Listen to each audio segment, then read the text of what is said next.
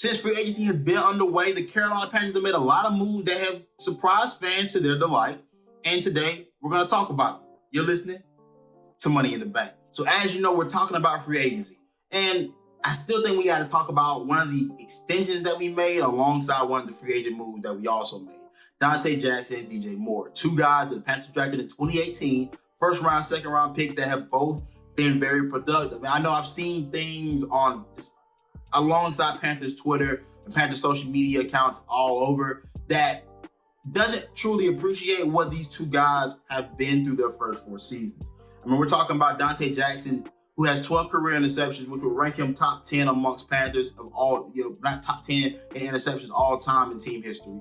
DJ Moore, a guy that's only giving you 3 1,000-yard seasons consecutively with subpar quarterback play to be being mixed in between. I think the one thing people have to understand is that it's hard to get productive players in this league, and to draft them at that is even tougher. Now, I know we talk about guys maybe getting overpaid, and I know people were kind of having that feeling towards Dante Jackson with his deal, and even DJ Moore as well. Mind you, look, here's the thing.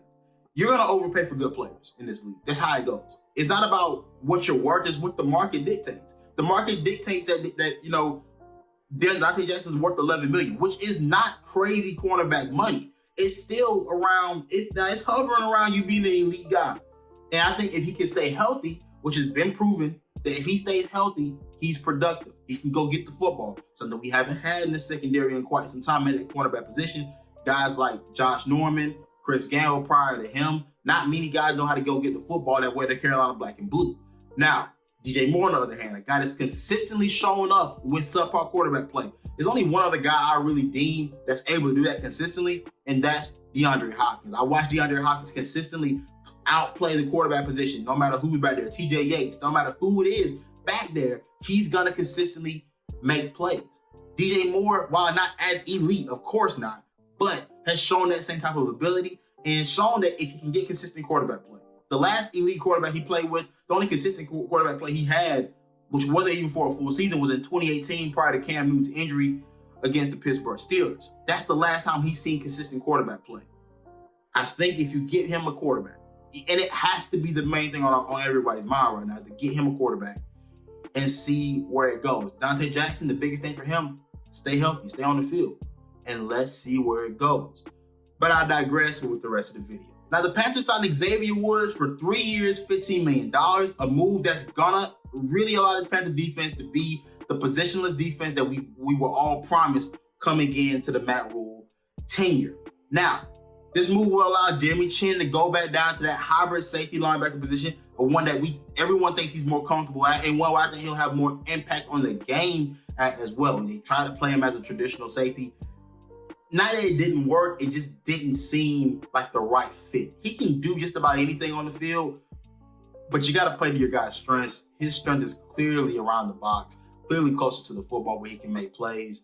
Allow him to do so, and I think that will bode well for you. Xavier Wards adds stability to that back end. A guy I think people can actually say, okay, I feel good about what we have on the back end now. That's been the main position that's lacked for a number of years for the Carolina Panthers. So getting Xavier Wards, a guy that has shown playmaking ability, shown consistency, good sign for Carolina and a good sign for them moving forward. Now we go to Austin Corbett, who signed for 3 years, $29 million. A guard from the Los Angeles Rams that is his strength is his run blocking.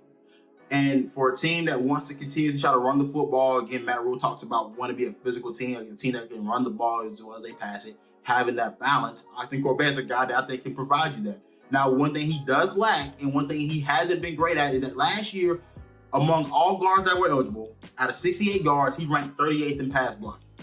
See, that's not necessarily helping what you lack, but again, it does bring you some reassurance in the ground game, and he is better than what we've seen at his position last year. The Panthers gave up 52 sacks, which ranked 5th most among all NFL teams last season. So he will be an improvement.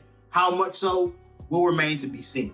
Now we get back to some familiar faces here in the Panthers Nation. We get to Sean Chandler, who signed for a 1-year deal, and Marquis Haynes, who signed a 2-year deal. Sean Chandler, reserve safety, special teams guy, a guy that's been around Matt Rule long enough to earn his trust, a guy that's going to, obviously, again, of course, to contribute on special teams. So he will have a spot on the roster. They trust him enough to start in reserve duty.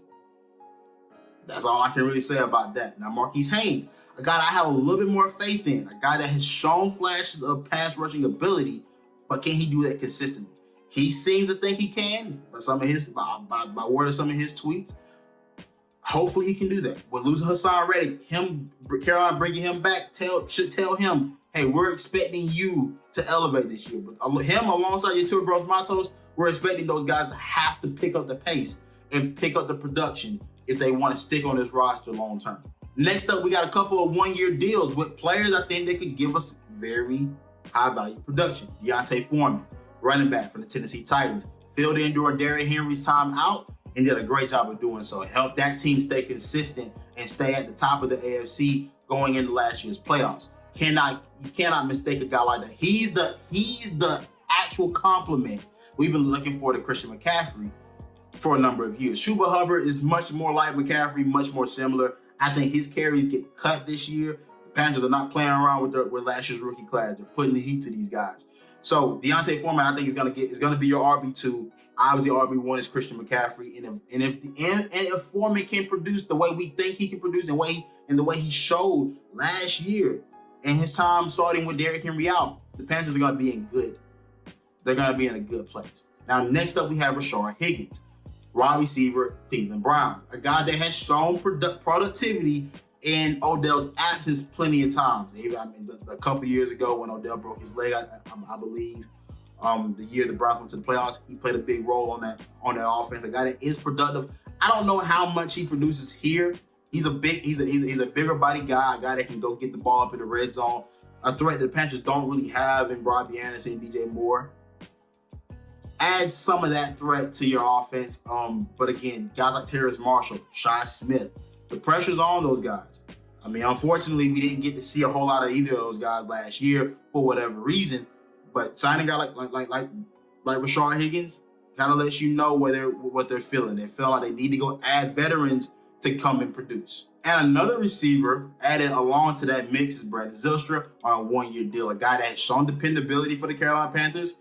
And also a guy that's multifaceted. He also was able to kick for us last year against the Buffalo Bills, but a guy that, again, has shown real stability and shown that dependability that the Panthers are looking for in a third, fourth receiver type of role. A guy that I thought battled a lot throughout training camp to have to really stay above water. But again, when it came time, he's showing he's a professional. He showed improvement. Again, you have to respect a guy like that not many people think much of outside of us, but it's shown and proved that he can come and play. Next up, we have Iannitis. I don't know if I said his name right, but from the Washington Commanders, 6'3", 210-pound defensive tackle. Run-stopping guy, can get after the passer, some, not necessarily elite skill he possesses, but a guy that's going to provide that depth alongside Bravion Roy, Derek Brown, Davion Nixon, as those guys continue to roll in. Phil Hoskins as well. Can't forget about him. He showed some flashes last year. But a guy that's going to be able to be that staple consistently for this team. Hopefully, the role that Daquan Jones, we hope Daquan Jones could have filled last year. Bring another guy on a cheaper deal that can do it this year and really keep it pushing. Now, Johnny Hekker up next. One of the best punters, if not the best punter in football. You got to know why this is important. Flipping the field, special teams, this plays a huge part in field positioning. And for a team that started with a lot of bad field positioning last year, you're going to have to, you really want a guy that's got a strong enough leg to flip that field and get you out of some bad spots. Johnny Hekker is that guy, and again, a good pickup and good thinking there to go get a punter that can help change the game for you some.